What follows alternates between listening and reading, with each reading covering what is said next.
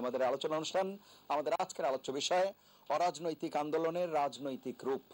এ বিষয়ে আলাপ করবার জন্য স্টুডিওতে রয়েছেন দুজন সম্মানিত অতিথি। আমাদের সাথে রয়েছেন রাজনৈতিক বিশ্লেষক জনাব সুভাষ সিংহ রায়, রয়েছেন টিবিএন 24 এর প্রধান সম্পাদক জনাব নাজমুল আশরাফ, এবং আমাদের সাথে অনলাইনে যুক্ত আছেন বরিশাল বিশ্ববিদ্যালয়ের সাবেক উপাচার্য প্রফেসর ডক্টর মোহাম্মদ সাদেকুল আরেফিন। আপনাদের তিনজনকে অনুষ্ঠানে স্বাগত। প্রিয় দর্শক, আপনারা যারা অনুষ্ঠান দেখছেন, আশা করছি পুরো অনুষ্ঠান জুড়েই আপনাদেরকে সাথে পাবো।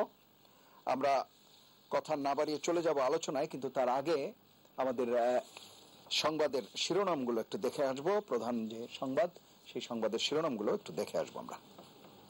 আন্দোলনের রাজনৈতিক রূপ।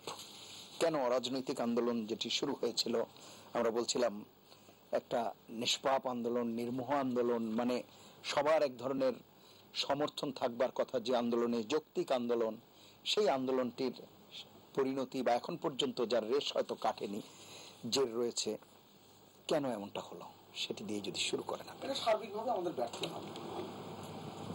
আপনি আমাদের প্রশ্ন করেন যে ব্যর্থতা কার, যেহেতু সরকার রাষ্ট্র পরিচালনার দায়িত্বে আছে, সরকারের ব্যর্থতা আপনি বলতেই পারেন।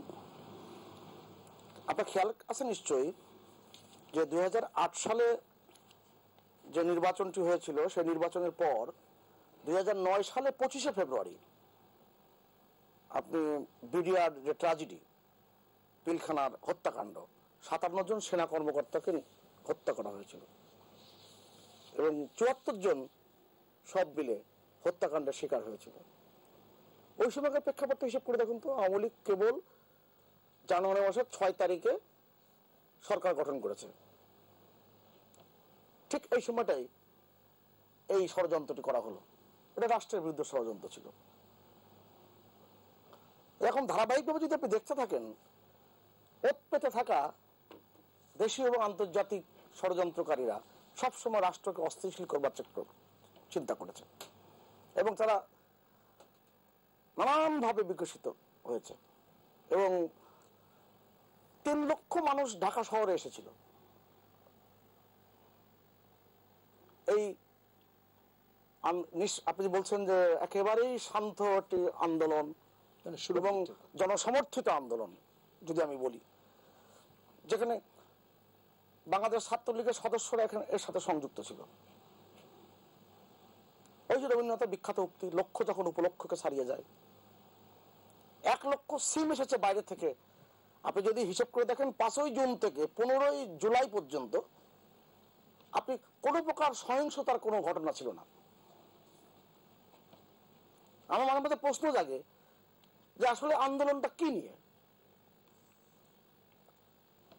কারণ তো বাংলাদেশে তো কোটা ছিল না। 2018 সালে পরিপত্রে বলে দেওয়া হয়েছে কোনো কোটা নাই। যুদ্ধ অপরাধীদের দল কেন সক্রিয় হতে পারলো? এই কারণে বলছি আমি, কোটা তো শুধু প্রথম আর দ্বিতীয় শ্রেণীতে ছিল না, তৃতীয় চতুর্থ শ্রেণীতে ছিল। ওই অর্থ সেটাই তো আন্দোলন শুরু হলো, তাই না? তা কোটা তো ছিল না, সেটাই আমার কাছে উপরের দিকে আর কি। হ্যাঁ, তা সেই যে কোটার যে ব্যবস্থা, কোটা নিয়ে যে ঘোটা দেওয়া হলো, কেন হলো? কারণ এই পরিপত্রটা সরকারি পরিপত্র, নির্বাহী আদেশ হয়েছে। উচ্চ আদালতের একটি রায় বলা হচ্ছে যে পরিপত্রটি সঠিক না। এখন এই প্রশ্নটি আসবে, যেহেতু বিচারাধীন বিষয় না, অতএব কথাটা কিন্তু আমি নাজমুল সবাই বলতেই পারি যে এটাই তো গন্ডগোলের সূত্রপাত করে, যদি আমি বলি। কিন্তু সরকার তো বসেছিল না। সরকার যেহেতু তার নির্বাহী আদেশকে চ্যালেঞ্জ করেছে কিংবা বলেছে এটা সঠিক নয় কিংবা অবৈধ, স্বাভাবিক সরকার আপিল করেছে, সেই আপিলে স্থিতি হয়ে গেছে। তাহলে তো কোটার ব্যবস্থাপনা তখন নাই। তাহলে এই ঘোটাটা কেন হলো? আপনি দেখেন, যখন একটি মানুষও হত্যাকাণ্ডের শিকার হয়নি, কি দুর্ভাগ্যজনক ঘটনা, প্রায় 200-র উপরে মানুষ আমাদের মাঝ থেকে হারিয়ে গেল। এই অমূল্য সম্পদ আমরা ফেরত পাবো কি করে? এই আহাজারি আমরা থাকাবো কি করে? অথচ এই 200 জন মানুষ যখন প্রাণ দিল, সরকারি হিসেবে বলছে 150 জন, কারণ সরকারের অনেক ডকুমেন্ট থাকতে হয়। সরকারি যখন কোনো কিছু তথ্য দেয়, সে তথ্যটির যাচাই বাছাই করে দিতে হয়, তাদের সময় লাগছে। গতকালকে ছিল 148, 150 এসেছে, এরম ভাবে আসতে থাকে। সেখানে আমার কাছে কি প্রশ্ন যে ওই যে সাত সাগর পারে যেখানে মানবতার সবক তৈরি করেন, যেখান থেকে প্রতিদিনই ব্রিফিং হয় আটলান্টিক মহাসাগরের ব্যাপারে, সেখান থেকে ব্রিফিং এ বলা হলো, এটা 5:18 আমার যতটুকু মনে পড়ে বাংলাদেশ সময়, যে 2 জন মানুষ হত্যাকাণ্ডের শিকার হয়েছে। তখনও পর্যন্ত কিন্তু একটি মানুষের জীবন যায় না, এবং ছাত্ররা তাদের নির্ধারিত দাবি দাবা নিয়ে তারা কিন্তু পেশ করছে। শাহবাগের মোড়ে পুলিশ সমবেত আছে, আইন শৃঙ্খলা রক্ষাকারী বাহিনী সহায়তা করছে। তারা শাহবাগ এর গন্ডি ছাড়িয়ে তারা বাংলা মোটরের দিকে মিছিল নিয়ে গিয়েছে, পুলিশ সাথে সাথে গিয়েছে, আবার ফিরে এসেছে। কোনো ব্যত্যয় ঘটনা ঘটেনি। তো ঘটলো কেন? ওই যে সুকুমার রায়ের সে বিখ্যাত কবিতার লাইন, মাথায় কত প্রশ্ন আছে দিচ্ছে না কেউ জবাব তার। এই যে 1 লক্ষ সিম যে ঢাকায় ঢুকলো ঠিক ওই সময়টার মধ্যে, এই 15 তারিখ কিংবা 14 তারিখের পর থেকে এই পরবর্তীতে 3 লক্ষ মানুষ ঢুকলো। এটা আমাদের হুঁশ থাকা উচিত ছিল, বোঝা উচিত ছিল যে ষড়যন্ত্রটা হচ্ছে। কারণ 2018 সালে এই কোটা আন্দোলনকে নিয়ে ঢাকা বিশ্ববিদ্যালয়ে অস্থিরতা তৈরি হয়েছিল। আপনি জানেন তৎকালীন উপাচার্য ঢাকা বিশ্ববিদ্যালয় প্রফেসর আখতারুজ্জামানের পুরো পরিবার সহ জিম্মি করে ফেলা হয়েছিল। অনেকগুলো বিষয় কিন্তু এখানে যুক্ত আছে। আমাদের এখানে বেকার সমস্যা আছে। আমি আর নাজমুল আশরাফ ভাই যখন ঢাকা মেসে ছাত্র ছিলাম, আমরা জানতাম না আমরা কবে অনার্স সম্পন্ন করব, কবে মাস্টার সম্পন্ন করব। এখন কোনো সেশন জট নাই, অনির্ধারিত কোনো বন্ধ হয়নি। এই যে মানুষের এগিয়ে যাওয়া, আগে বিশ্ববিদ্যালয়ের লাইব্রেরিতে গবেষকরা শুধুমাত্র যেতেন লাইব্রেরিতে, ঢাকা বিশ্ববিদ্যালয় লাইব্রেরিতে, কেন্দ্রীয় লাইব্রেরিতে। সায়েন্স লাইব্রেরিতে সবসময় ছাত্র বেশি থাকতো। আমাদের যে সায়েন্স, আমি তো ফার্মেসির ছাত্র। এখন তো কোনো জায়গা পেতে গেলে আগের থেকে লাইন দিয়ে থাকতে হয়। শুধুমাত্র পাঠ্যপুস্তক পড়েন, বিশেষ প্রস্তুতি আছে, প্রস্তুতি আছে। তার মানে কি ওর উপর আগ্রহ। 2015 সালে এই বেতন একটা মর্যাদাপূর্ণ জায়গার যাওয়ার পর থেকে আগ্রহ জায়গাটা বেশি তৈরি হয়েছে। এই যে অনেকগুলো পরিবর্তন ঘটেছে, এই পরিবর্তনের সময় সমাজতত্ত্ববিদরা বলে এখানে অনেক ধরনের জটিলতার জায়গাও আবার তৈরি হয়, সেগুলো আবার সামলাতে হয়। আমাদের মধ্যে নানান ধরনের হিংসা কাজ করে। কারণ আমরা তো পুরনো আমলের গানও শুনেছি, মান্নাদের গান, ও কেন এত সুন্দরী হলো। আমাদের কিন্তু আবার বন্ধু বান্ধবের মধ্যেও হিংসার জায়গা তৈরি হয়। ও সমাজে মর্যাদাপূর্ণ জায়গায় চলে গেল, ও সরকারি চাকরিতে ভালো অবস্থান পেয়ে গেল, আবার সন্দেহের জায়গা তৈরি হয়। আবার নানান ধরনের বিচ্যুতির সংবাদও গণমাধ্যমে আসে। জটিল অবস্থা তৈরি হয়েছে, কিন্তু এই সহিংসতা জায়গা তৈরি হলো কেন? ভয়ঙ্করতা। বাংলাদেশের জাতি, এই যে আমাদের যে নির্মাণের ক্ষেত্রে আমরা এগিয়ে গেলাম, আমাদের বড় বড় স্থাপনা, আমাদের অহংকার কাটার মতো বিষয়, রাষ্ট্রীয় সম্পদ কার বাড়া হাতে ছাই দিল? অতএব এরা দেশের ভালো চায় না, নিশ্চয়ই তাদের মস্তক অন্যখানে বন্ধক দেওয়া। অতএব এই জায়গাতে জটিলতার জায়গা তৈরি হয়েছে। এই জটিলতার জায়গাটা আমাদের সবার মিলে সামলানো উচিত ছিল। এখন যে যাই বলুক না কেন, আমাদের হুঁশ ফিরে আসা উচিত। এই হুঁশটা অনেক আগেই হওয়া উচিত ছিল। জি, আপনার কাছে আরো আমি জানতে চাইবো অন্যান্য বিষয়গুলোতেও। আমি একটু শুনে আসি। সাদিকুল আরিফিন আছেন আমাদের সাথে।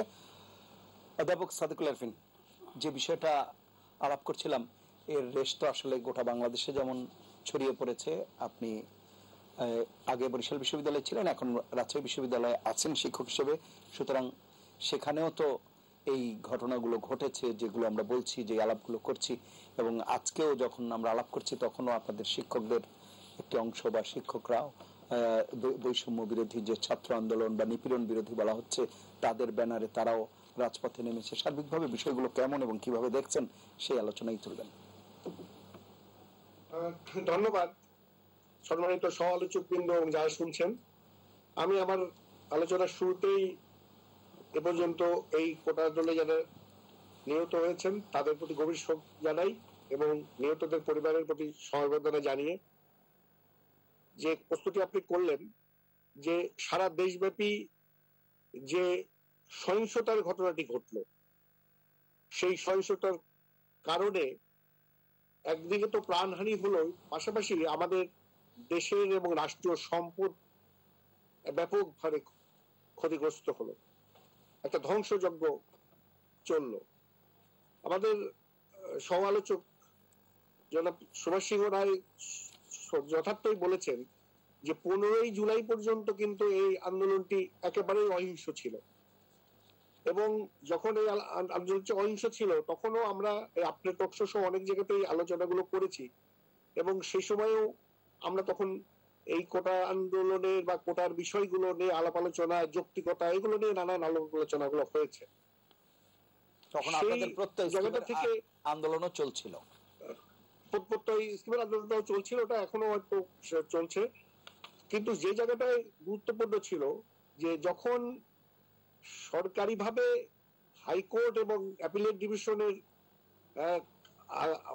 পর্যবেক্ষণ বা আদেশের এগুলার উপরে যখন সবাই আলোচনাগুলো করছিল, এবং এটা তো যথার্থ যে 18 সালের প্রজ্ঞাপনের পর থেকে এ পর্যন্ত কোটা কিন্তু সম্পূর্ণই বন্ধ ছিল। হ্যাঁ, হাইকোর্ট একটা রায় দিয়েছিল, কিন্তু পরবর্তীতে সরকারি অ্যাপিলেট ডিভিশনে যে সেটাকে বলা যায় যে তাদের স্টে হয়, অ্যাপিলেট ডিভিশন স্টে করে। ডক্টর সাদিকুল আরিফিন, এই ব্যাখ্যাটি আমরা মোটামুটি জনাব সুভাষ সিংহ রায়ের কাছে শুনে আমি আসছি, আমি আপনার কাছে এই বিষয়টি স্পেসিফিক জানতে আমার যে জায়গাটা গুরুত্বপূর্ণ, আমি আসছি সেই জায়গাটা আসবো। জি জি, আপনার জায়গা একটু আমি আপনাকে সাহায্য করছি, আপনার বলতে সুবিধা হবে। সেটি হচ্ছে যে আন্দোলনের একটি পর্যায়ে যে আপনি যেটি বলছেন যে অ্যাপিলেট ডিভিশন বা আইনি যে দিকগুলো ছিল সেগুলো তো একটি দিক, কিন্তু যখন সহিংসতা ছড়িয়ে পড়লো সেই জায়গাতে আপনি একটু বলবেন কিনা যে সেইখানে প্রশাসনিকভাবে বা সরকার যেভাবে বিষয়টিকে নিয়ন্ত্রণ করতে চেয়েছে বা পরবর্তীতে যেই অনাকাঙ্ক্ষিত ঘটনাগুলো ঘটেছে, আপনি বলছিলেন জানমালের ক্ষয়ক্ষতি হয়েছে, সেই বিষয়গুলোতে আরো নিয়ন্ত্রণে আনা যেত কিনা বা সেগুলো আরো কমানো যেত কিনা, হ্রাস করা যেত কিনা, এড়ানো যেত কিনা, সেই বিষয়টা একটু যদি বলেন। অবশ্যই অবশ্যই সেই জায়গাগুলোতে অত্যন্ত গুরুত্ব এবং সচেতন থাকা দরকার ছিল, এটা অবশ্যই আমি বলবো। কিন্তু সেই সাথে আপনার আজকের আলোচনার শিরোনামে অরাজনৈতিক আন্দোলন কিভাবে রাজনৈতিক হয়ে গেল, সেই জায়গাটা থেকে যদি আমি বলি, সেটা হলো দেখুন, আন্দোলনটি অরাজনৈতিক ছিল, সকলের বা অধিকাংশের একটা চাহিদা ছিল বা একটা মানসিক প্রস্তুতি ছিল যে ঠিক আছে এই কোটা বিষয়টাকে সংস্কার করে একটা যৌক্তিক পর্যায়ে নিয়ে আসার বিষয়টিও ছিল।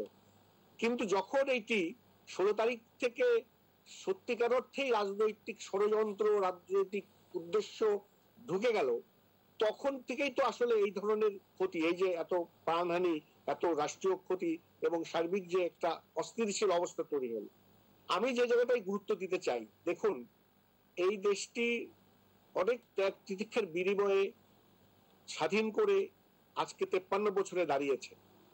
দেশটির অর্জনের মধ্যে অত্যন্ত উল্লেখযোগ্য অর্জনের জায়গা থেকে দেশটি এগিয়ে যাচ্ছিল, আন্তর্জাতিকভাবেও স্বীকৃতি পাচ্ছিল। সেই জায়গাটায় সাংবিধানিক ধারাবাহিকতার আলোকে দেশটি কিন্তু সরকার পরিচালনার প্রেক্ষিতে একটা গণতান্ত্রিক চর্চার চলে আসছে সাংবিধানিক ধারাবাহিকতায়। এখন সেই জায়গাটায় যখন দেখা গেল যে হঠাৎ করে অস্থিতিশীল একটা অবস্থা তৈরি করে মূল যে উদ্দেশ্য, রাজনৈতিক উদ্দেশ্য, সেটা ঢুকে পড়ল। এবং এটা তো এখন পরিষ্কার যে আমাদের শিক্ষার্থীদের, কোমলমতি শিক্ষার্থীদের চাওয়াকে পুঁজি করে, তাদের উপরে ভর করে ষড়যন্ত্রমূলক রাজনীতি ঢুকে যে অস্থিতিশীল অবস্থা তৈরি হলো, সেইটা কিন্তু সাংবিধানিক ধারাবাহিকতার সরকারকে হুমকির মতো ফেলে দেয়। সেই কারণেই আমাদের গণতান্ত্রিক চর্চায় সাংবিধানিক ধারাবাহিকতা সুদৃঢ় করার জন্য কিন্তু আমাদেরকে আসলে সকলকে সচেতন হয়ে বিষয়গুলোকে ভালো মন্দ, সচেতন অসচেতনতা, ব্যর্থতা, সফলতা সবগুলোই কিন্তু এখন আলোচনায় আসা দরকার। অসংখ্য ধন্যবাদ। আমি আবার আসবো আপনার কাছে, জনাব নাজমুল আশরাফ, আমি আপনার কাছে আসবো, একটা বিরতি নিয়ে এসে আলোচনা যুক্ত হচ্ছে। প্রিয় দর্শক, নিটল টাটা হেটিয়ান সংলাপে পর্যায়ে নিচ্ছি বিরতি, থাকুন। ধন্যবাদ জনাব নাজমুল আশরাফ। জি ধন্যবাদ আমিরুল মজলিস। আপনার আলোচনার বিষয় যেটি আজকে অরাজনৈতিক আন্দোলনের রাজনৈতিক রূপ, সুভাষ দা একসময় সক্রিয় রাজনীতি করেছেন, এখন রাজনীতি বিশ্লেষণ করেন এবং রাজনীতি সচেতন মানুষ। তিনি এক ধরনের রাজনৈতিক ব্যাখ্যা দিয়েছেন। আমাদের অধ্যাপক সাহেব তিনি শিক্ষাবিদ হিসেবে তার দৃষ্টিভঙ্গি তুলে ধরেছেন। আমি যেহেতু গণমাধ্যম কর্মী, ফলে আমার দৃষ্টিভঙ্গিটা, আমার ব্যাখ্যাটা, আমার বিশ্লেষণটা হয়তো ওনাদের চেয়ে একটু অন্যরকম হবে, কিন্তু মৌলিক বিষয়ে তো আমাদের কোনো পার্থক্য হবে না। ঘটনা কি ঘটেছে, কেন ঘটেছে, কি হওয়া উচিত ছিল, কার কি দায়, এরকম একটা অবস্থার মধ্যে আমরা কেন ঠেলে দিলাম, এই সুস্থ স্বাভাবিক শান্তিপূর্ণ একটি আন্দোলন কিভাবে সহিংসতায় রূপ নিল, ছাত্র আন্দোলন এটি ছিল অরাজনৈতিক, এটা কিভাবে চরম রাজনৈতিক হলো, রাজনৈতিক শক্তি কিভাবে এর সাথে যুক্ত হলো, এবং এটা নিয়ে সরকার বা সরকারি দল কিভাবে রাজনীতি করছে, ফলে রাজনীতিটা ছড়িয়ে গেছে সব জায়গায়। এখন এই রাজনীতির ডামাডোলে এটা নিয়ে যে রাজনীতি হচ্ছে, রাজনৈতিক নেতারা, রাজনৈতিক দলগুলো যে কোনো ঘটনা নিয়ে রাজনীতি করবেন, তাদের দলীয় রাজনীতি, দলের স্বার্থ, এই বিষয়টাকে দেখবেন। সরকারি দল হলে একরকম ভাবে দেখবেন, বিরোধী দল হলে আরেক রকম ভাবে দেখবেন। ফলে এগুলো সবই রাজনীতি। এর বাইরে, রাজনীতির বাইরে এই সাধারণ মানুষ, 18 কোটি মানুষের দেশে কত শতাংশ রাজনীতি করে, কত শতাংশ বিএনপি, আওয়ামী লীগ, জামাত, জাতীয় পার্টি বা এই দলগুলোর সাথে যুক্ত সরাসরি সদস্য বা কর্মী বা নেতা হিসেবে, হয়তো ভোট আসলে ভোট দেয়, সমর্থন করে, কিন্তু সরাসরি রাজনীতি করেন না। আবার কোন দলের সাথেই একেবারে অন্ধভাবে লেগে থাকেন না, এরকম জনগোষ্ঠীও তো আছে এবং তাদের সংখ্যাই বেশি। আবার এরকম সচেতন মানুষও আছে, বিবেকবান মানুষও আছে, যে আজকে আওয়ামী লীগের ভালো কাজটার জন্য প্রশংসা করছে, আগামীকাল আবার আওয়ামী লীগের খারাপ কাজটার জন্য নিন্দা করছে, এরকম মানুষও তো আছে। ফলে আপনি যদি শুধুমাত্র দলের অবস্থান থেকে দেখেন, একভাবে দেখবেন জিনিসগুলোকে। আপনি যদি সরকারি দলের দিক থেকে দেখেন একরকম, বিরোধী দলের দিক থেকে একরকম। সরকারি দল, বিরোধী দলের বাইরে আপনি যদি তৃতীয় পক্ষ হিসেবে বিভিন্ন শ্রেণী পেশার মানুষের প্রতিনিধি হিসেবে দেখেন, একরকম ভাবে দেখা হবে। কিন্তু যেই জিনিসটা আমাদের পরিবর্তন হয়ে গেছে এই গত অনেক বছরে, সেটি হচ্ছে রাজনীতিবিদরা রাজনীতি করবেন, তাদের রাজনীতিতে ভুল কোথায়, শুদ্ধ কোথায়, তারা দেশের স্বার্থ, দলের স্বার্থ, ব্যক্তির স্বার্থ কতটুকু দেখছেন, এগুলো আপনি কথা বলতে পারেন, কিন্তু তাদের কাজই হচ্ছে রাজনীতি।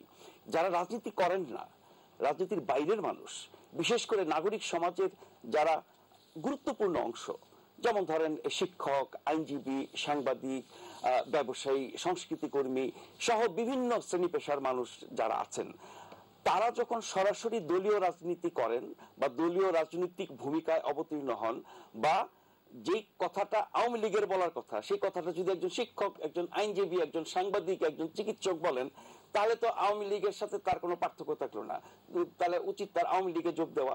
ঠিক একইভাবে এই পেশার যে মানুষগুলো বিএনপি, জামাত, জাতীয় পার্টি বা বাম দলের ভাষায় কথা বলেন, তাদের মতো করে দেখেন একতরফা। আমি যদি সত্যটা বলি, আমার বিবেক অনুযায়ী, যুক্তি এবং তথ্যের ভিত্তিতে, সেটি কখনো এই দলের পক্ষে যাবে, কখনো সেই দলের পক্ষে যাবে। কিন্তু যারা প্রতিনিয়ত একই দলের অবস্থান থেকে কথা বলেন, তাদের উচিত আসলে ওই দলে যোগ দিয়ে ওই দলের পরিচয়ে কথা বলা।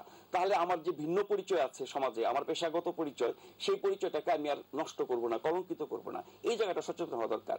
এই দোষ থেকে আমাদের কোনো মহল মানে মুক্ত না। আমি নিজের মহল, নিজের পেশার লোক থেকে শুরু করে, সাংবাদিক থেকে শুরু করে, শিক্ষক, আইনজীবী, বুদ্ধিজীবী যা কিছু আছে, লেখক, এমনকি সংস্কৃতি কর্মী, সবার ক্ষেত্রে এটা প্রযোজ্য।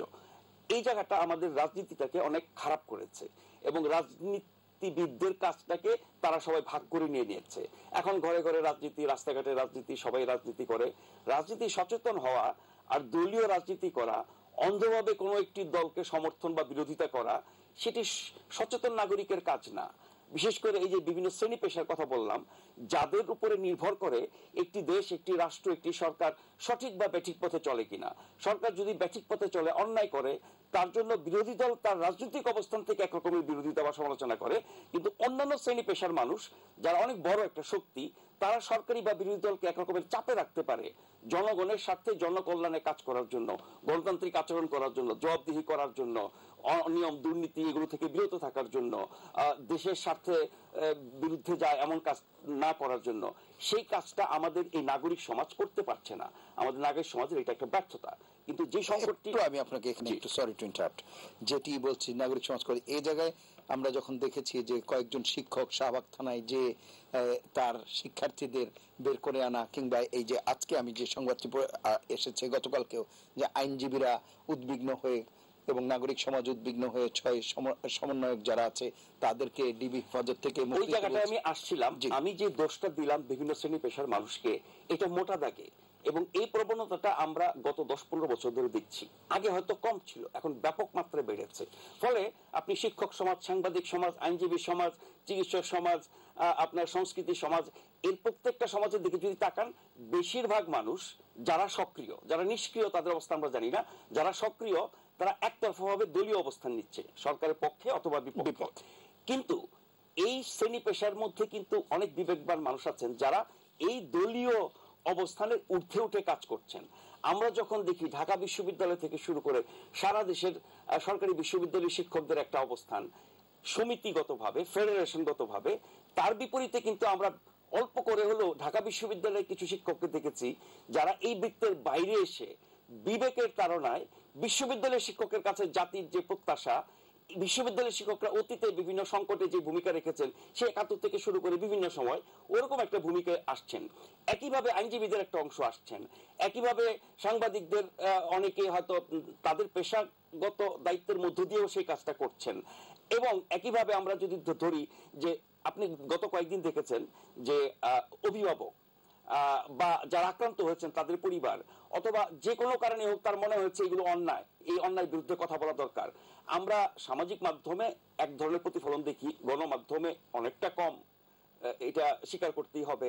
বিদেশি গণমাধ্যমে আমাদের গণমাধ্যমের চেয়ে বেশি মাত্রায় আমরা এই খবরগুলো দেখছি, খবরের বিশ্লেষণ দেখছি, খবরের তথ্য জানছি। এমনকি পাশের দেশ ভারতও, পশ্চিমা দেশগুলো তো বটেই, BBC, CNN, Al Jazeera, TRT, AP, Reuters সহ এরকম অসংখ্য গণমাধ্যম যারা বাংলাদেশের এই সংকটের খবর যেভাবে দেখিয়েছে, বিশ্লেষণ করেছে, তুলে ধরেছে, আমরা পারি নাই।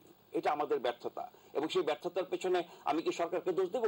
সরকারকে আমাকে নিষেধ করেছে করতে, নাকি আমি নিজে থেকেই করি নাই? হয়তো দুটোর মিশ্রণ হবে আর কি। কিন্তু আমি যে জায়গাটা আসছিলাম, মূল আলোচনাটা ঘটনাগুলোর বিশ্লেষণ এবং ঘটনাগুলো কেন ঘটেছে, কার দায়, কতটুকু সরকার কি করেছে, বিরোধীরা কি করেছে, অপশক্তি কি করেছে, জামাত শিবির কি করেছে, এগুলো নিয়ে আলোচনা প্রতিদিন হচ্ছে। আর সুভাষ যেহেতু রাজনৈতিক বিশ্লেষক, উনি সেইগুলো বলেছেন, হয়তো আরো বলবেন। আমি একটু অন্য জায়গায় যেতে চাই। আমাদের দেশে অনেকগুলো প্রজন্ম আছে এখন 71-এর পর থেকে, আপনি যদি 10, 15, 20 বছর ব্যবধান করে ধরেন, অনেকগুলো প্রজন্ম এখন আছে। কিন্তু যেই প্রজন্ম এখন দেশ, রাষ্ট্র, সমাজ পরিচালনা করছে, সমাজের বিভিন্ন ক্ষেত্রে নেতৃত্ব দিচ্ছে, ওই প্রজন্মের সাথে এখন যে প্রজন্ম তরুণ, যাদের বয়স ধরেন 16, 18 থেকে 20, 22, 24, এই প্রজন্মের একটা বড় ব্যবধান তৈরি হয়ে গেছে। আমরা আমাদের প্রজন্ম বা আমাদের চেয়ে যারা বয়োজ্যেষ্ঠ বা আমাদের পরের যারা প্রজন্ম, তাদের সাথে এদের একটা বড় ধরনের ব্যবধান আছে। ব্যবধান আছে এই কারণে, তারা যে বাস্তবতায় যেভাবে বেড়ে উঠেছে, তারা বিশ্ব নাগরিক হিসেবে ইন্টারনেটের সুবাদে যা কিছু দেখেছে, শিখেছে, তাদের যে জ্ঞান গরিমা, চিন্তা ভাবনা, বৈশ্বিক, জাতীয়, আন্তর্জাতিক সকল বাস্তবতার প্রেক্ষিতে তারা যেই জায়গায় আছেন, আমরা তার থেকে অনেক দূরে। বিশেষ করে যারা দেশ, রাষ্ট্র, সমাজ পরিচালনা করি, তারা তাদেরকে বুঝতে পারি না, তাদেরকে আমরা খুব আন্ডারমাইন করি। তাদের ইন্টেলেকচুয়াল ক্যাপাসিটি, তাদের দেশপ্রেম, তাদের দায়িত্ববোধ, তাদের জ্ঞান গরিমা, তাদের যা কিছু, এগুলোকে আমরা খুব ছোট করে দেখি। বাচ্চা, ছেলে, কোমলমতি, শিশু, এগুলো বলে আমরা তাদেরকে খুব মানে অবহেলা করি।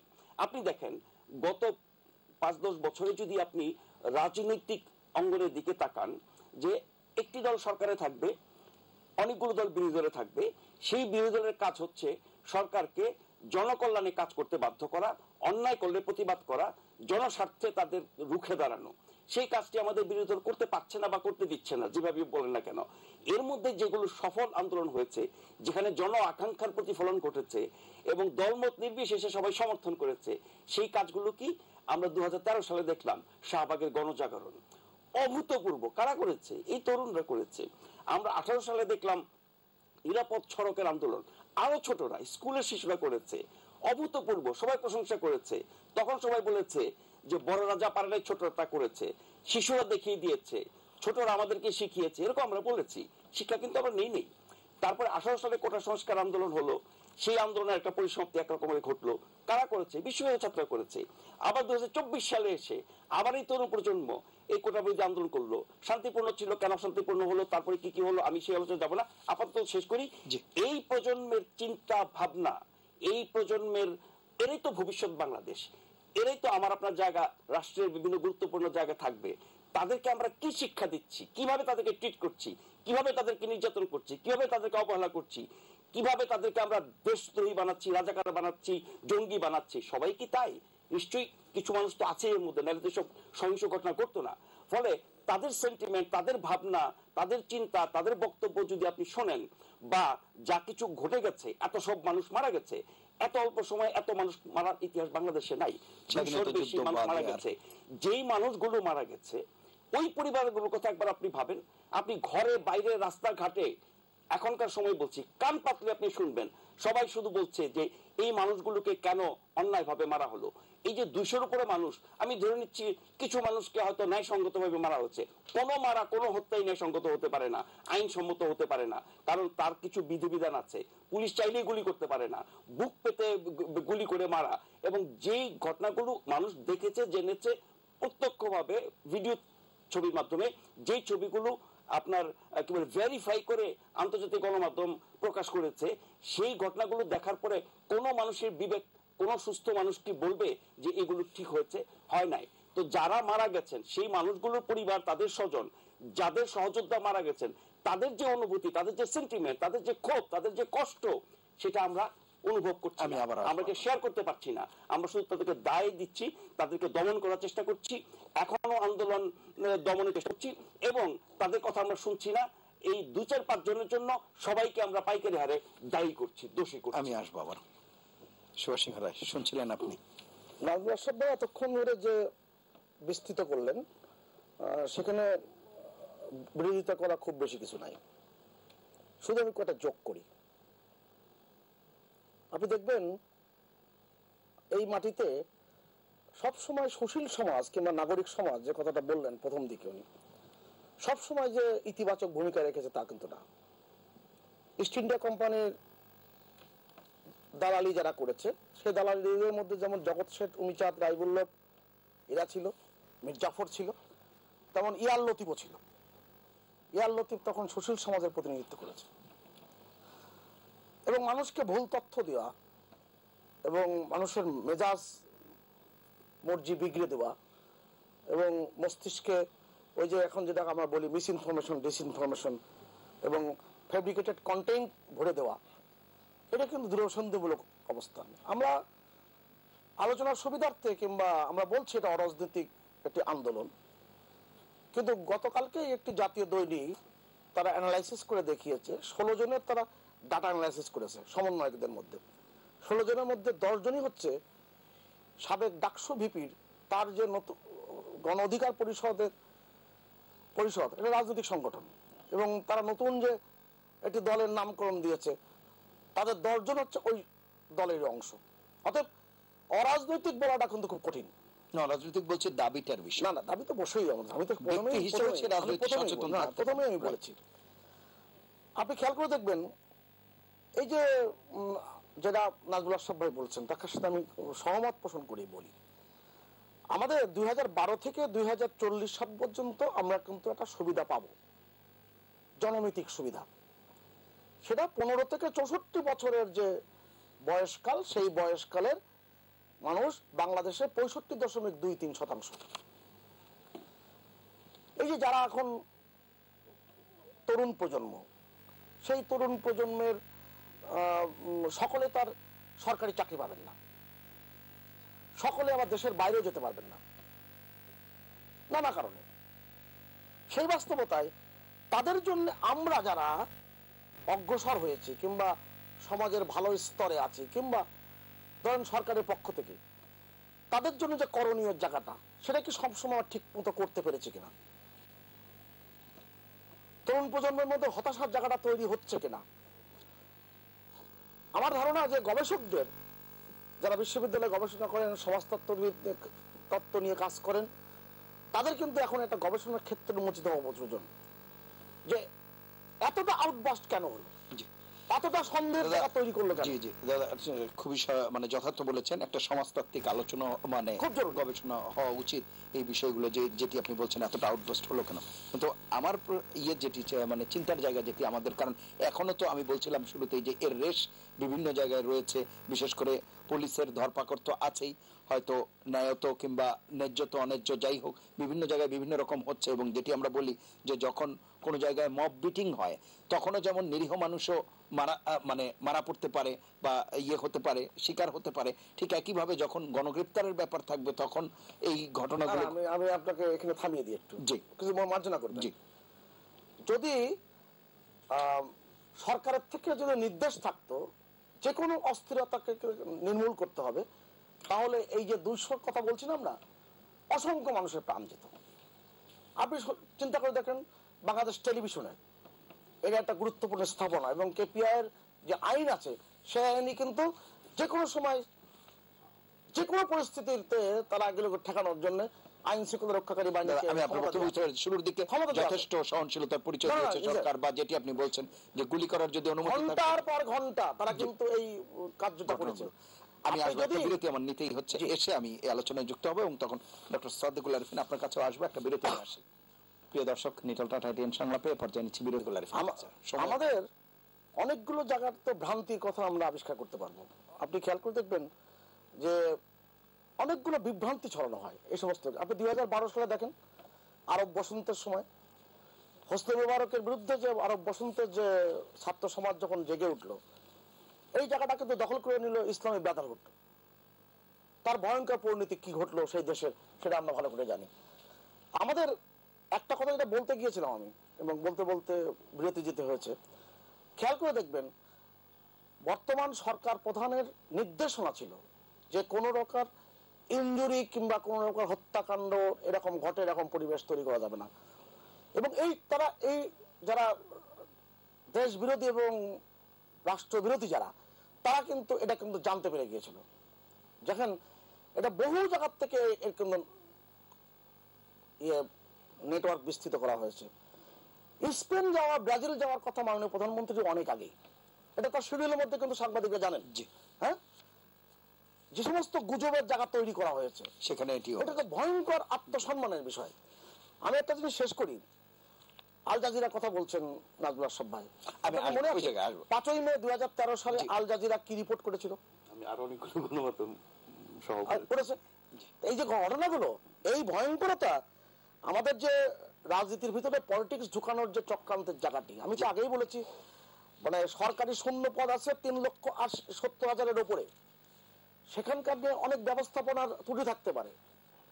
কিন্তু যেই ছাত্রদের জন্য, আমি শেষ করছি ওই জায়গায়, রাজশাহী বিশ্ববিদ্যালয়ের একজন শিক্ষক এখানে আমাদের অনলাইনে সংযুক্ত আছেন, 1982 সালে 24 মার্চ হুসাইন মোহাম্মদ এরশাদ রাষ্ট্র ক্ষমতা দখল করে। তারপরে 15 দল এবং 7 দলের সাথে হুসাইন মোহাম্মদ এরশাদ একটা সংলাপ বসেছিল।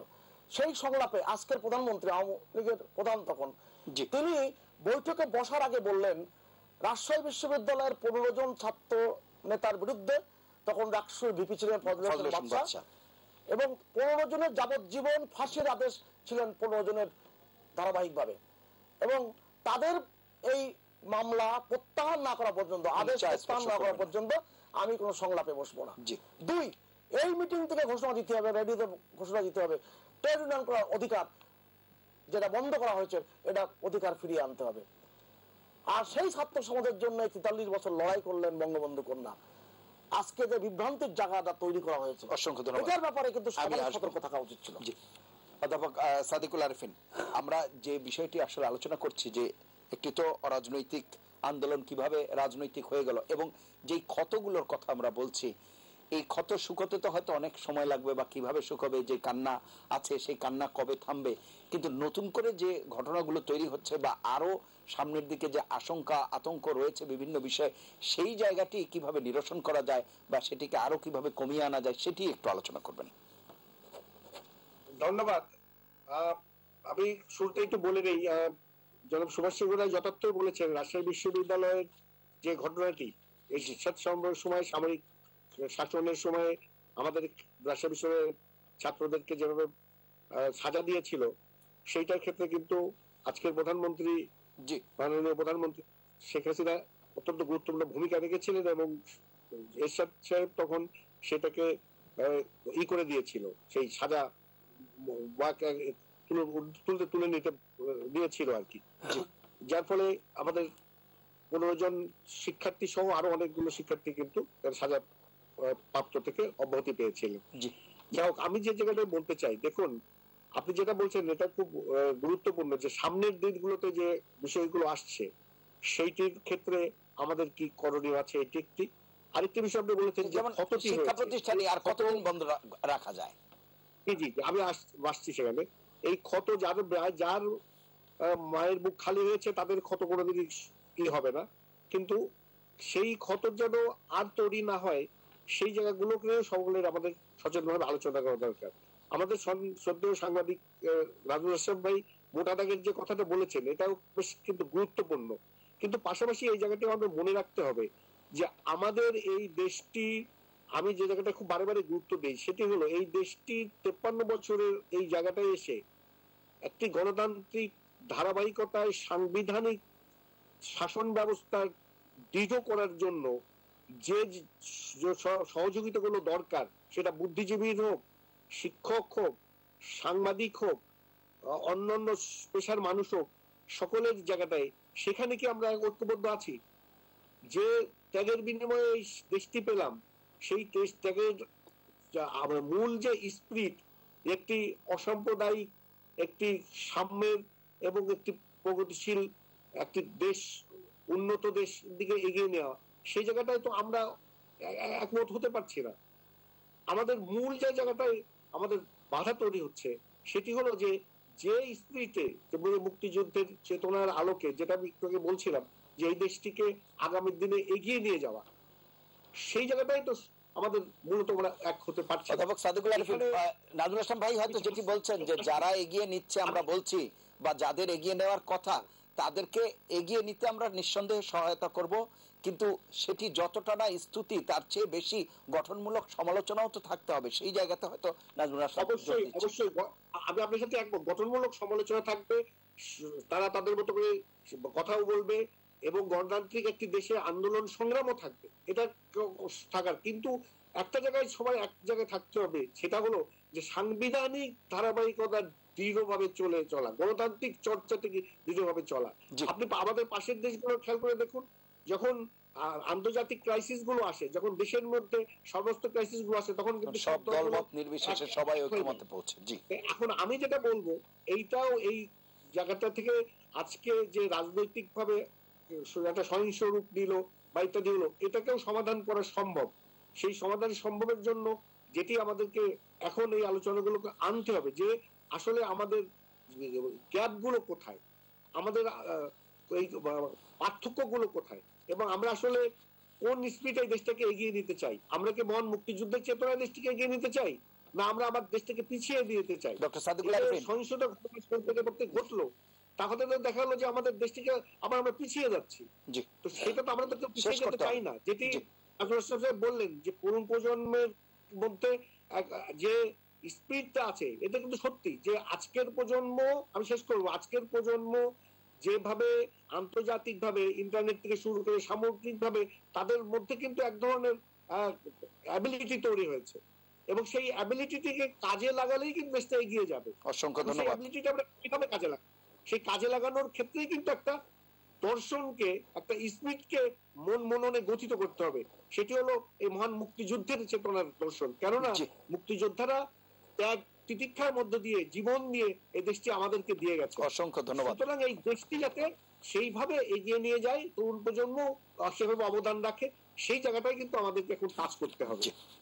জনাব নাজমুল আশরাফ, একটি বিষয় আপনি সার্বিকভাবে যে আলোচনা সেটি করবেন, পাশাপাশি আমার যেটি জানবার বিষয় সেটিও যদি একটু যুক্ত করেন, যে আপনি বলছিলেন যে তাদেরকে আন্ডারমাইন করা হচ্ছে, জনাব সুভাষ সিংহ রায় বলছিলেন যে কিছু দুর্বলতা বা কিছু লিমিটেশনস হয়তো ছিল পরিস্থিতিকে কন্ট্রোল করার ক্ষেত্রে, কিন্তু এখন যে অবস্থা এসেছে, এখনো কি আমরা বারে বারে ভুল করছি, না এখন আমরা সংশোধনের দিকে যাচ্ছি? আমার মনে হচ্ছে না আমরা খুব বেশি সংশোধন করছি, কিছুটা হয়তো করছি, কাটিয়ে ওঠার চেষ্টা করছি, কিছু কিছু কাজ আমরা বিলম্বিত হলেও করছি, বেটার লেট দেন নেভার। যেমন ধরেন হত্যাকাণ্ডগুলো যখন হলো একেবারে মানে সবচেয়ে বেশি ঘটনা যে সময়টাতে ঘটেছে পত্রিকা রিপোর্ট অনুযায়ী আপনার 16 জুলাই থেকে ধরেন এই 21 জুলাই এবং সর্বোচ্চ সংখ্যক মৃত্যু পত্রিকা অনুযায়ী প্রথম আলো সর্বোচ্চ সংখ্যক মৃত্যু ঘটেছে 85 জন, সেটি 19 জুলাই। তো ঘটনাগুলো যখন ঘটছে এবং একটা পর্যায়ে এসে সেটা স্তীমিত হয়েছে, তারপরে বিচ্ছিন্ন ঘটেছে, আহতরা মারা গেছে, এইভাবে মৃত্যু সংখ্যা বেড়েছে। কিন্তু সহিংসতা সংঘর্ষের সময় এই যে 16 থেকে 21 এই সময় যে হত্যাকাণ্ডগুলো ঘটেছে তখন আমাদের আইন শৃঙ্খলা বাহিনী, সরকার, প্রশাসন তাদের ভূমিকা, এর মধ্যে ঢুকে পড়া অপরাধী, সন্ত্রাসী, জঙ্গি, বিরোধী পক্ষ, সরকার পক্ষ সব মিলিয়ে সেগুলো আমরা আলোচনা করছি। কিন্তু ওই সময়ের পরপরের যে ভূমিকাগুলো সেটা কি আমাদের সঠিক ছিল? আমরা শুরুর দিকে মৃত্যু, মানুষ, জীবন, কষ্ট, আপনার অন্যায়, আপনার বেআইনি কাজ, এগুলোকে আমরা পাশ কাটিয়ে গেছি, একরকম ইগনোর করেছি। আমরা তখন কারা ঢুকে পড়লো, কারা সহিংস করলো, সেই শক্তি কারা, তাদেরকে ব্লেম দেওয়া এবং যে ধ্বংসযজ্ঞ রাষ্ট্রের সম্পদ, মানে আমার আপনার সম্পদ, আমার আপনার করের টাকা এগুলো তৈরি হয়েছে, এগুলো মেরামত করা হবে আমার আপনার টাকায়। ফলে প্রতিটি মানুষেরই কষ্ট যে রাষ্ট্রের এরকম সম্পদ যেগুলো আমাদের উন্নয়নের স্মারক সেগুলোকে ধ্বংস করা হলো। সেগুলো আমরা কেন রক্ষা করতে পারলাম না? কেন আগাম তথ্য পেলাম না? কর্তৃপক্ষ তখন কি ব্যবস্থা নিয়েছেন? সুমারদা বলছিলেন যে ঘন্টার পর ঘন্টা যখন এই সহিংসতা হলো কেপিআই এ, বিটিভির মতো, সেখানে আমাদের কি ব্যবস্থা ছিল? এই ঘন্টার পর ঘন্টা আমরা এটা কেন করতে দিলাম? আমরা যখন রাস্তায় আন্দোলন থামাতে গিয়ে বুকে গুলি করে মারতে পারি, সেটাকে আবার জাস্টিফাই করার চেষ্টা করি, আর যারা ধ্বংসযজ্ঞ চালালো রাষ্ট্রীয় সম্পদের সেখানে আমরা কজনকে মেরেছি? এই যে সংখ্যাটা এখন পর্যন্ত 211, 12 থেকে 16 এরকম সংখ্যাটা বিভিন্ন গণমাধ্যমে ভ্যারি করছে। এই সংখ্যক মানুষের মধ্যে কতজন সম্পদ বিনষ্ট করতে গিয়ে মারা গেছে, আর কতজন রাস্তায় আন্দোলন করতে গিয়ে মারা গেছে, কতজন নিরীহ মানুষ মারা গেছে, কতজন নিরস্ত্র মানুষ মারা গেছে, হেঁটে যাচ্ছে, পালিয়ে যাচ্ছে, ঘরের মধ্যে, ছাদের মধ্যে, বারান্দার মধ্যে আকুতি জানাচ্ছে, জানলা দিয়ে যাচ্ছে, মানে আন্দোলনের সাথে সম্পর্ক না, এরকম বহু মানুষ মারা গেছে না? এগুলো তো আস্তে আস্তে বেরিয়ে আসছে। তার মানে হচ্ছে ওই যে অন্যায়গুলো আমরা করলাম রাষ্ট্রীয় ভাবে, সরকারি ভাবে, সামাজিক ভাবে, সবকিছুতেই যদি ধরি, রাজনৈতিক ভাবে, সেটার আমরা যে একটা দীর্ঘ সময় আমলে নিয়ে আমরা অস্বীকার করলাম, শুধু দোষারোপ করলাম, শুধু ধ্বংসযজ্ঞ নিয়ে কথা বললাম, তখন ওই মৃত মানুষগুলোকে যেমন অপমান করা হয়েছে, অসম্মান করা হয়েছে, তাদের স্বজন, তাদের সহকর্মী, আমার আপনার চেনা জানা নাই, কিন্তু এই মৃত্যুগুলো দেখে আমাদের হৃদয়ে রক্তক্ষরণ হচ্ছে না, কষ্ট হচ্ছে না? প্রতিদিন এখন একটার পর একটা ঘটনা যখন পত্রিকায় আসছে, টেলিভিশনে আসছে, এক একটা পরিবারের যে কি অবস্থা। মানুষ তো আমরা, তাই না? পৃথিবীর সকল কাজের কেন্দ্রবিন্দু কি মানুষ? তো একটা দেশ, একটা রাষ্ট্র, একটা সরকার, তারও তো কেন্দ্রবিন্দু হবে মানুষ।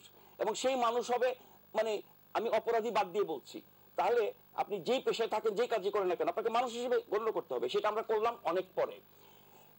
আমাদের গণমাধ্যম বড় ব্যর্থতা আছে এই হতাহত, মৃত্যু, অন্যায়গুলো তুলে ধরার ক্ষেত্রে। পত্রিকাগুলো অনেকটা করেছে, টেলিভিশনগুলো, আমরা যারা টেলিভিশনে কাজ করি আমরা ব্যর্থ হয়েছি। বিদেশি গণমাধ্যম, উনি আল জাজিরা প্রশ্ন তুলছেন, আমি ওর সাথে একমত। আল জাজিরার সব ভূমিকা আমার কাছে সঠিক এবং মানে সুস্থ ধারা সাংবাদিকতা মনে হয় না। কিন্তু আরো যেসব গণমাধ্যম বললাম, বিবিসি, তারাও তো তুলে ধরেছে, যেমন এগুলো ভেরিফাই করে তুলে দিচ্ছে। শেষ করি, সেই জায়গায় আমরা এটা করে করে আসলাম একটা পর্যায়ে। তারপরে সরকার কোনো সংখ্যাই বলছে না, 2 সপ্তাহ পরে এসে একটা সংখ্যা দিল। এখন সরকারের যাচাই বাছাই করতে সময় লাগে। পত্রিকা কি যাচাই বাছাই না করে ছাপে? আন্তর্জাতিক গণমাধ্যম কি মনের মতো করে সংখ্যা দেয়? নিশ্চয়ই না, যাচাই বাছাই করে দেয়। এখন মৃতের সংখ্যা আপনি কোত্থেকে জানবেন? আপনি হাসপাতাল থেকে জানবেন, আপনি থানা থেকে জানবেন, অনেক ক্ষেত্রে হয়তো প্রত্যক্ষদর্শী, ভিকটিম বা পরিবারের কাছ থেকে জানতে পারেন, সেগুলো কিন্তু যাচাই করার ব্যাপার আছে। সরকারের পক্ষে সারা দেশের এই সংখ্যা জানা 1 ঘন্টারও ব্যাপার না, 1 ঘন্টার ব্যাপার না। 2 সপ্তাহ লাগলো। আপনি মৃতের সংখ্যা বলতে চান নাই, সেই জায়গাটাতে আপনি আলো ফেলতে চান নাই, সেই জায়গা থেকে আপনি সরে থাকার চেষ্টা করছেন।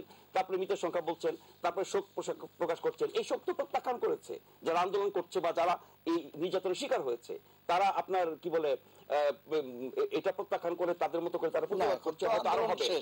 আন্দোলন শেষ না, দেখেন ওই জায়গাটা শেষ করি, যে 1 দফা দাবিতে তারা যে আন্দোলন শুরু করেছিল শান্তিপূর্ণ হবে, সেটা অশান্তিপূর্ণ হলো, সহিংসতা হলো, মানুষ মারা গেল। সেইটা ব্যাপারে যারা বলেন যে দাবি তো পূরণ হয়ে গেছে, তারা এখন আন্দোলন করবে, ভাই তাদের যে বাড়তি দাবিগুলো আপনি কোনটা ফেলে দেবেন?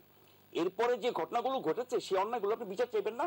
আপনি মানুষ হত্যা থেকে শুরু করে, মানুষ জখম করা শুরু করে, মানুষের পঙ্গু করা থেকে শুরু করে, সম্পদ ধ্বংস করা থেকে শুরু করে প্রতিটি ঘটনার ক্ষেত্রে আপনি সুষ্ঠু বিশ্বাসযোগ্য তদন্ত এবং বিচার প্রক্রিয়ার মধ্য দিয়ে আপনি শাস্তি দেবেন। না, বিচার বিভাগ কিন্তু সেখানে কি তদন্ত করা কমিটি হচ্ছে? হয়েছে তো। বিচার বিভাগ তদন্ত কমিটি আজকে এখনো কাজ পরিধিও করছে, বাড়ানো হয়েছে। কাজ করছে, এখন আমরা ফলাফল জানি না। কিন্তু এই যে এই ঘটনাগুলোর ক্ষেত্রে আমরা যে অভিযান চলতে দেখছি, যে ব্লকেট চলতে দেখছি, যেভাবে মানুষের বাড়িতে গিয়ে হানা দিয়ে রাত বিরাতে মানুষকে ধরা হচ্ছে, সেটি কি আরেকটি অন্যায় না? তা আমরা সংশোধিত হচ্ছে কোথায়?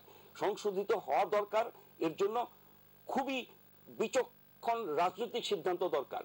আমার মনে হয় যদিও রাজনৈতিক দল বাংলাদেশের সবচেয়ে পুরনো ঐতিহ্যবাহী দল সরকারে আছেন, কিন্তু রাজনৈতিক সিদ্ধান্ত না নিয়ে প্রশাসনিক এবং বল প্রয়োগের সিদ্ধান্ত কারা নেন আমি জানি না, এটা সরকার ভালো বলতে পারবে। আচ্ছা, আমি একটা কথা বলি, আশরাফ ভাইয়ের কথাগুলো তো সবসময় যুক্তিপূর্ণ হয় এবং সেই বিশ্বাসে আমি আঘাত আনতে চাই না। মানে ওনার শেষ কথাটা দিয়ে যদি আপনি ধরেন, আমি সেটাই ধরছি। যে রাজনৈতিক দেখেন, সিদ্ধান্তের চেয়ে প্রশাসনিক হ্যাঁ, সিদ্ধান্ত দিয়ে কি বলেন, বেশি রাজনৈতিক এটি- সিদ্ধান্ত যদি দলকে আওয়ামী লীগ বলতো তোমরা প্রতিরোধ করো, প্রতিহত করো, না, সে তাহলে আমরা বল প্রয়োগই হয়ে গেল। তাহলে তো আমরা ভয়ঙ্কর সেটি তো- একটা ঘটনা ঘটতো। না, সেটি বলতে চাননি। না, আমি বলছি সরকারের রাজনৈতিক না সিদ্ধান্ত, না, সরকার তো আমি আছে, দলের এটা আমি বলছি। সে জায়গায় আসবো। হ্যাঁ, আপনি বাংলাদেশ টেলিভিশনের ভবন রক্ষা করাতে যদি ওই সিদ্ধান্তটা জানানো হতো, 200, 250, 300 জন লোক তো ওখানে মারা যেতেন।